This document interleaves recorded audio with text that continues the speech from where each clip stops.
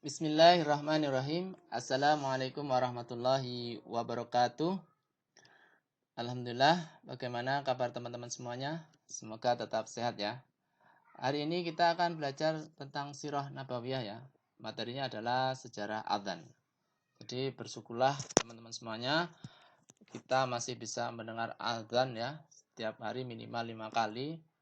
Seyogyanya kita ketika mendengar adzan harus segera menuju masjid untuk sholat berjamaah. Nah, kira-kira bagaimana kisahnya ya, sehingga Rasulullah itu bisa uh, menjadi untuk memanggil orang-orang atau memberitahukan akan datangnya waktu sholat. Jadi teman-teman semuanya, ketika Rasulullah di Madinah dan para sahabat ya, kaum muslimin sudah mengerjakan sholat 5 waktu. Namun dengan jumlah yang semakin banyak, sulitlah memberitahu semua orang bahwa waktu sholat telah tiba. Apakah yang dilakukan Rasulullah Shallallahu Alaihi Wasallam dan kaum muslimin untuk memecahkan masalah ini? Kita simak secara azan berikutnya. Azan mulai disyariatkan di Madinah pada tahun 1 Hijriah menurut kaul yang rajih. Dari Abu Umair bin Anas dari beberapa pamannya berkata, tatkala Nabi Shallallahu Alaihi Wasallam berkehendak menghidupkan sholat, beliau berpikir, bagaimana cara mengumpulkan manusia untuk sholat. Salah seorang sahabat mengusulkan padanya, kibarkan bendera ketika datang waktu sholat, sehingga ketika mereka melihatnya, mereka akan saling mengabarkan kepada lainnya. Tetapi hal itu tidak disetujui oleh Nabi Shallallahu Alaihi Wasallam. Seorang lainnya mengusulkan dengan trompet. Beliau pun tidak menyetujuinya. Itu tradisi Yahudi. Seorang lainnya lagi mengusulkan dengan lonceng. Namun beliau bersabda itu tradisi Nasrani. Nah, bahkan ada salah satu riwayat ada yang mengusulkan dengan as-shalah gitu ya, as-shalatul jami'ah gitu. Kemudian Bilal bin Rabah setiap datangnya waktu sholat menggunakan as-shalah atau as-shalatul jami'ah. Seperti itu. Namun ada salah seorang sahabat Abdullah bin Zaid radhiyallahu an pergi dengan hati ingin mewujudkan keinginan Nabi Shallallahu alaihi wasallam. Pada malam harinya ia pun bermimpi melihat adzan dalam tidurnya atau mendengarkannya.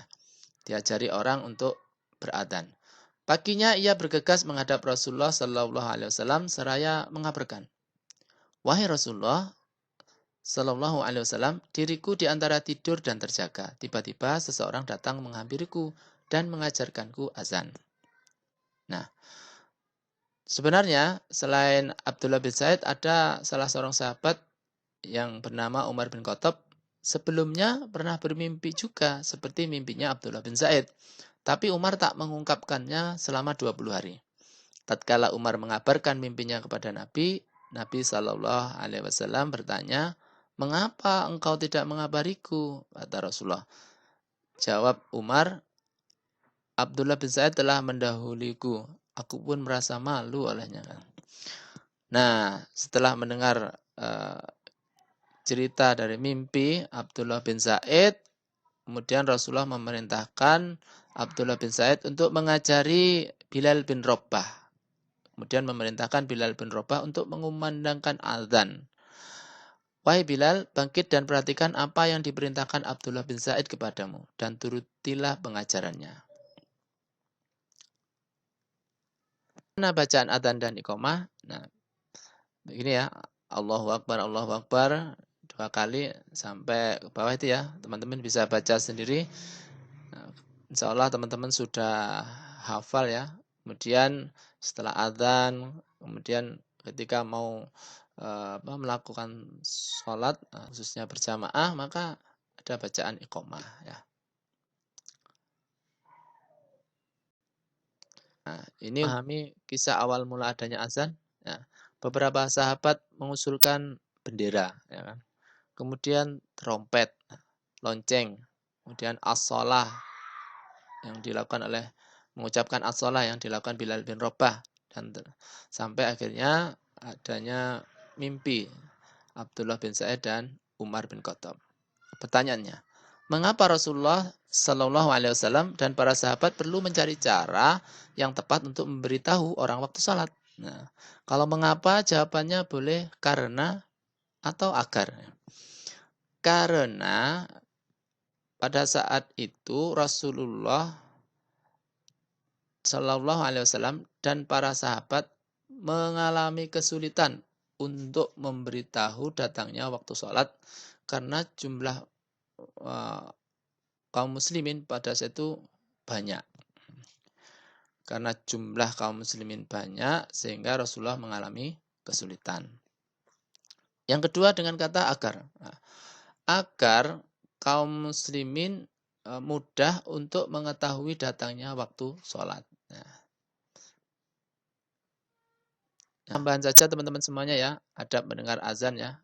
Bagaimana kalau mendengar azan minimal ya, kita mendengarkan dengan khusyuk ya, kemudian menjawab adzan, kemudian dan berdoa setelah adzan.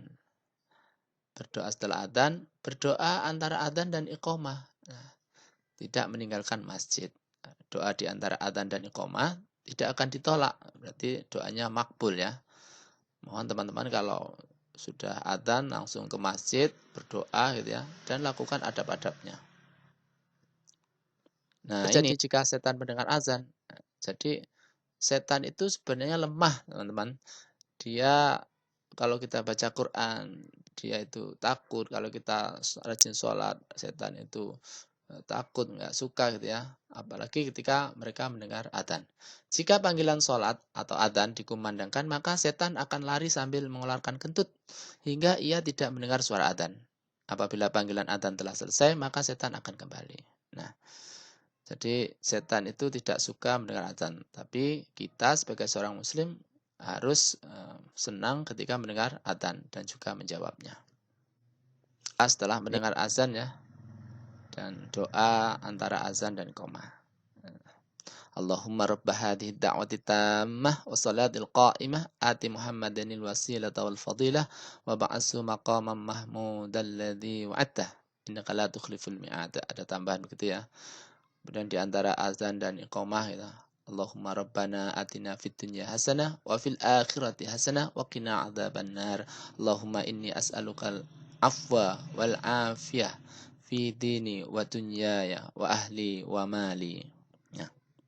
Insyaallah dengan doa yang kita panjatkan dengan sungguh-sungguh kita akan mendapatkan syafaat nanti dari Rasulullah sallallahu alaihi wasallam dan doa kita juga akan mudah dikabulkan.